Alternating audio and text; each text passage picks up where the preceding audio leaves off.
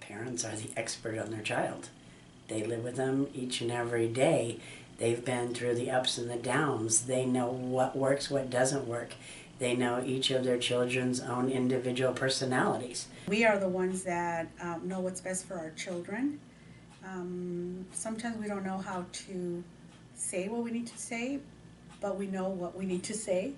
So it's critical that the voice of the parent it's involved, it's heard, it's respected, and taken into account in planning services and just making sure that what's being put in place is actually going to benefit that child.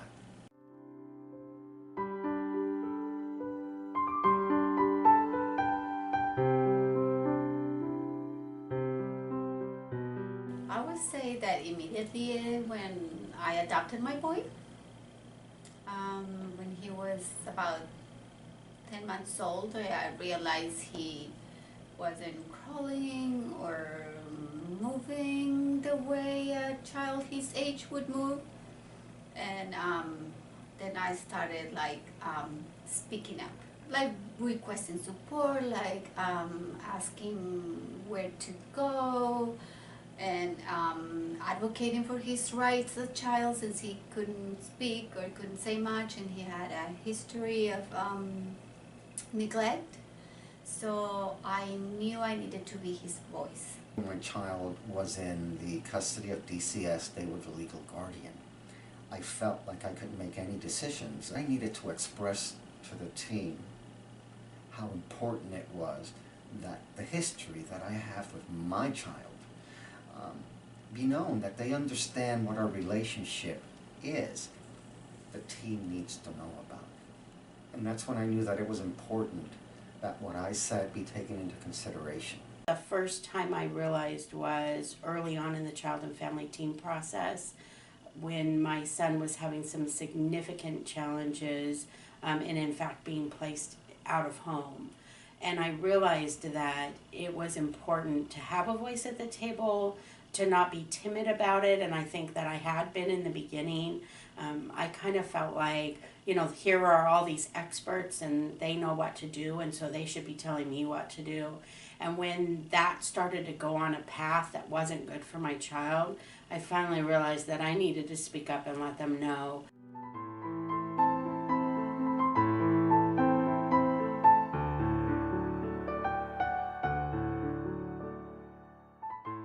Parent voice is important because parents are the ones that live with their children, and all those little nuances that a child can express, a parent can pick up on them, and it's better able to let others know what is the best way to address whatever the problem is. One of my twins had been placed in residential treatment. I knew that it was not going to be a good placement for him. I had advocated for him instead to be placed at home with supports. I wasn't listened to in the beginning, but over time I think that they finally figured out what I had been telling them all along, which was that that kind of a placement was not going to be successful for him.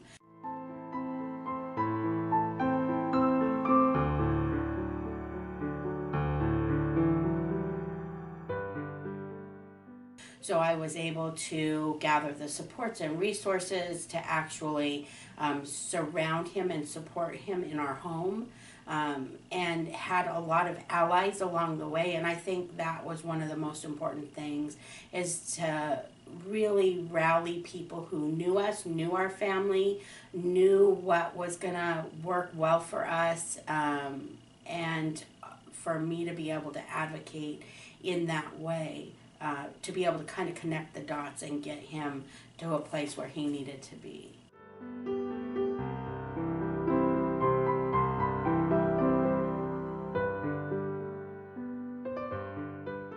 It was someone who was trying one medication and one medication only, And no matter how many times he would change the dosage, it was just not working. So I told the doctor after several months, this is just not working. So he asked me, what do you want me to prescribe to your son? And I told him, you are the doctor. I am not a doctor. You are supposed to have options, and how can you ask me that question? I don't have a doctoral degree. So that kind of led me to believe that I really needed to change doctors, so I did. My son was really struggling in the transition from youth to adult. We knew that he was going to need to have a SMI evaluation and determination. He was turned down for it more than once, and so again I had to figure out how to advocate for him in a way where they understood how important it was for him to have those services. In the end, we won. It turned out really well, and he's utilized those services ever since. We had to change schools. The school where my son was at was just not able to provide what he needed to learn. And it was a tough process because they really wanted to keep my son in that environment. And we had to meet as an IEP team almost monthly to review what was working, what was not more working, modify it, and that process took over 6 months. But finally they were able to realize, yes, we do not have what he needs so he can be able to learn. And then that's when he was able to go into a private setting, which of course cost the system more, but was what he really needed.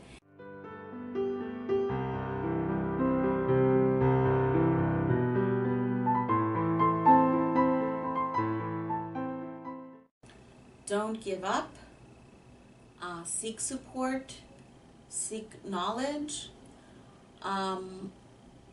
and stay strong. Never give up. As hard as it gets, because it will get hard, or it's been hard, just don't give up because your child needs you. Other families need you. Sometimes we're the only people or the only person that's kind of taking this charge and making sure that we're being heard. So don't give up. I think that's the biggest piece. When you're climbing that mountain, and right when you're ready to just turn back and go back down because this is too difficult, because sometimes we'll have things coming at us, people just not being too nice, don't give up. And that's what we need. I mean, we need to stay strong because if we give up, then nobody's going to pick up the baton for us. We have to continue even when it gets really, really hard. And things do get better. They really do.